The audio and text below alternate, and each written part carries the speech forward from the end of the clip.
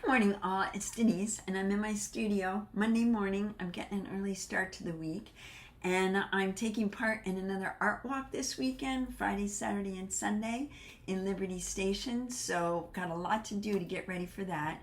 And that's my studio session this week. But I've done studio sessions on setting up for an art show, so I'm not going to go there again with another video for that, because that's what I'm dealing with this week. But what I do have is I have a video using what I showed last week, creating cracked plaster on fabric, on canvas, and how I used it in a piece of artwork. It's a video from my archives that I pulled up, and I just kind of revamped it to give you an idea of how I use it. And that's just one of the ideas, because I've used that a lot, as you could see from studio session. I think that was 169 last week. If you look at the photos at the end of that one, you'll see some of the other pieces I created using that cracked plaster on fabric. And I'll link that too in at the end, so you can click onto that if you missed it last week. But anyway, that's what I've got for you this week. I'm going to be really busy this weekend, and this video will be coming out Saturday morning. And yeah, that's what I got going on. And I'll see you next week. All right? Have a great week. My first layer. Now I'm a little bit more picky about what's going to go on the next layer, because those things might show up in the final piece. I love that color. Don't know what that was too. This is pieces cut off of something else that I think I'm going to use. This is really great. This image from the Citrusol has a little baby floating in it. I think I'm going to save that for something else. And I just have bits and pieces. I have some more textured fabric that's just cotton, just a cotton duck that I did plaster over, and then put a clear satin finish on to kind of seal in that plaster, and then just rub different paint colors on it. And that could be really nice. When I look at that, that could be the start of a vase for flowers, which I can totally see happening here. So let me get this started, and you'll see the process. Again, I don't get too married to what's going on, because it can all be covered over. So let me get these little pieces out of the way and just think about the big pieces. I love that. I like that piece of Citrusol paper, is really pretty. And it might be a nice little backdrop for this if I want to make this a vase. And I think I might. So let me just lay that down. With the papers that have a bit of a shine, like magazine pages, you need to be a little careful with those, because they're slippery. They have a gloss on them, which makes the page a little bit more slippery and harder to lay down. They tend to buckle more. So I'm really going to get a nice coating on here, and then really make sure I've got that laid down so it doesn't bubble up. And I also have a lot of texture happening underneath this one, which gives air bubbles a little bit more opportunity to show up. I think that's down pretty good. Now, for this piece of fabric, I'm gonna need something a little heavier to hold that down. So I might just put on a coat of the gel medium.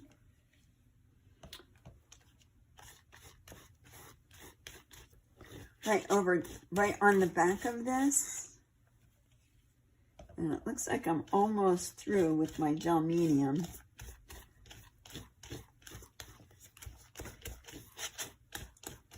Okay, there we go. I can kind of work it in with my brush. It's a pretty durable piece of fabric.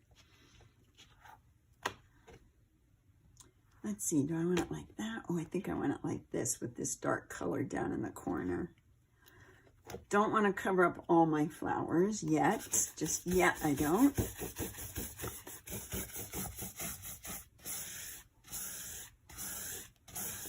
Now this canvas might stretch a little bit too. So I also want to make sure I go in and make sure all my edges and everything are down nice and tight. Okay, I like that. And let me clear this off so we have a better picture of what's going on. So I've got that dark mark happening, and I've got that citrusol paper. Maybe I want to add that somewhere else to kind of balance things out.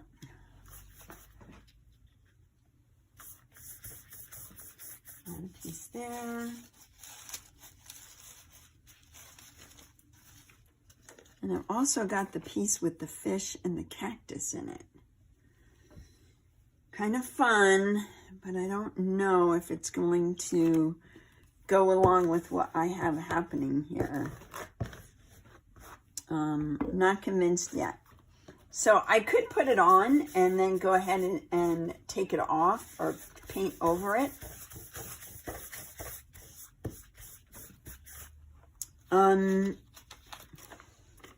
I think maybe it's that little fish that I really like. So I'm going to take that little fish and add him somewhere. Again, I don't know if he'll show up. Here's a little arm holding a cup. I think I want that. So this obviously is going to be the orientation of my piece. I have a little flower up here. Maybe I'll just... this is a flower handmade paper. I love those little guys. They're really dimensional. What else do I want to add into this? Don't want that. Got some polka dots. Can always use polka dots. I try to work my corners in.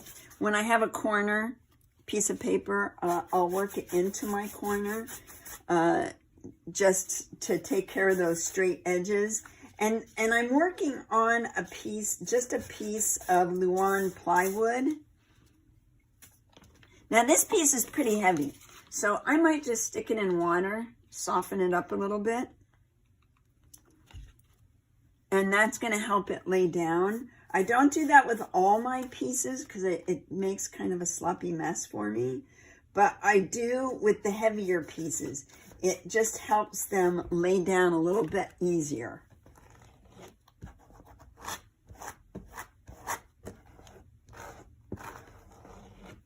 And I've got purple happening here because there's purple Stabilo pencil. I scribbled on this. It's a water-soluble pencil, so it is leaving purple on the background, which is fine. I'll make that work somehow. I've got a couple more pieces of text. Got some little index cards, it looks like, and even if I don't use that, end up using that, I'll like the texture it adds. I'll put another one up here just to kind of balance out where I'm at.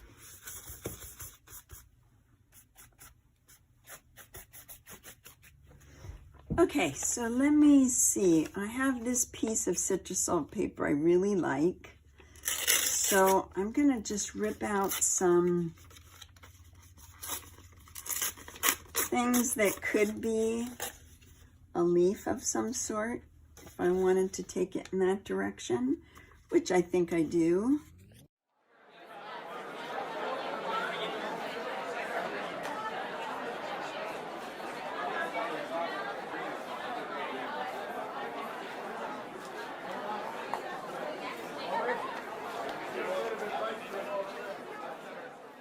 I also have this piece of music that I wanted to put in here. Now this is on a piece of watercolor paper. So I am definitely going to have, oh, I like that right down there. I'm definitely going to have to soak this in some water. So I'm gonna let that soak for a minute and soften up. Meanwhile, I have some other flowers I want to create. And they can literally be just torn up pieces of paper.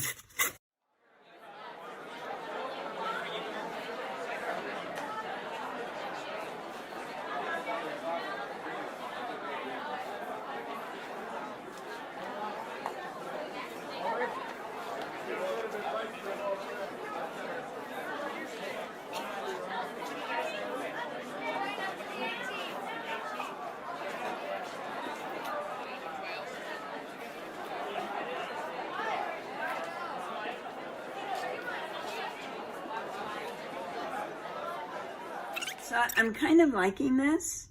I've got my vase and I've got my flowers. These original flowers will play into it somewhere. Got that little fish. Is there anything else I want to add? Oh yeah, I do have my sheet music. And we know I have to use my heavy medium for that. I'm going to put that right down here.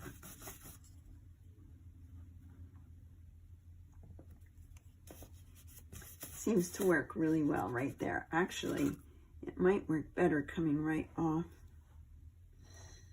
No, don't like that. It's too far over to the side.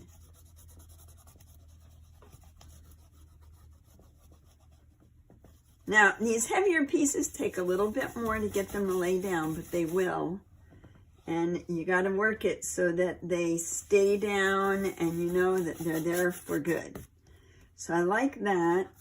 I've got this really pretty, doesn't really mean anything, but I like that little touch of turquoise in here. Maybe I'll just put it right on top of this. Let me see, I'm gonna pull this paper up here.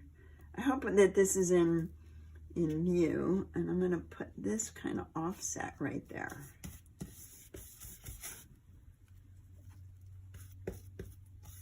There we go.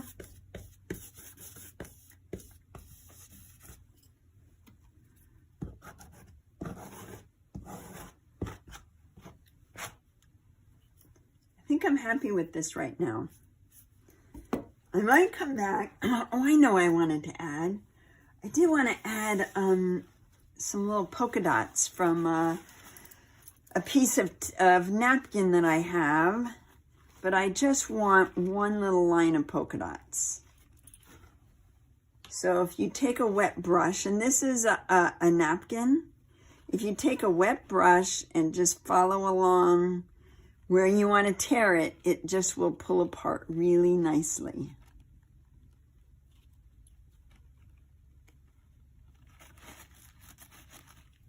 And there we go.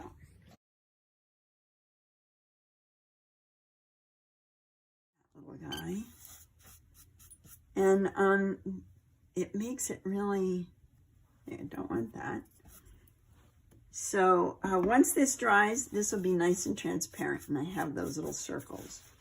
I also have a couple other pieces of tissue of napkin. Got this little bird. Don't really know if I want a bird, but I might. So I'm going to lay it down here, and if I decide to keep it,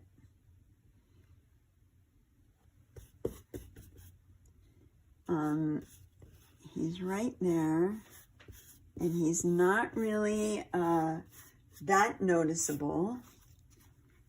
There's another one right here. Let's see, I like my little birds talking to each other.